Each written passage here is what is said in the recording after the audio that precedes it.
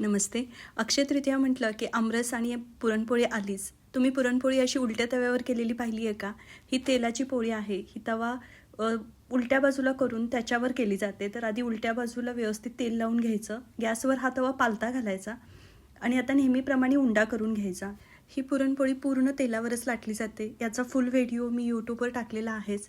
तर या पद्धतीने उंडा करायचा आणि आता पोळपट आणि लाटण्याला व्यवस्थित तेल लावून त्याच्यावर आपल्याला ही पोळी एकसारखी सगळीकडून लाटून घ्यायची आहे. आता ह्या पोळीसाठी कुठलाही मैदा किंवा कुठलाही मिक्स पीठ वापरलेलं नाही. गव्हाचंच पीठ आहे. ते व्यवस्थित छान भिजवून घेतलं आणि थोडंसं हाताने त्याला रेलून एकसारखं केलं की मग अशी चिवट एकदम कणिक तयार होते आणि मग सरसर अशा आपल्या तेलावरच्या पोळ्या लाटून होतात. याला तुम्हाला हवं असेल तर तुम्ही पेपरसुद्धा वापरू शकता, पण न पेपर लावतासुद्धा या छान अशा टमटमीत पोळ्या तयार होतात. फक्त ह्या उलट्या तव्यावर भाजतात, कारण मग पुरणपोळीचे काठ उभा राहू नये म्हणून असेल कदाचित. तर अशा ह्या खरपूस पोळ्या तयार होतात. खूप झटपट तयार होतात.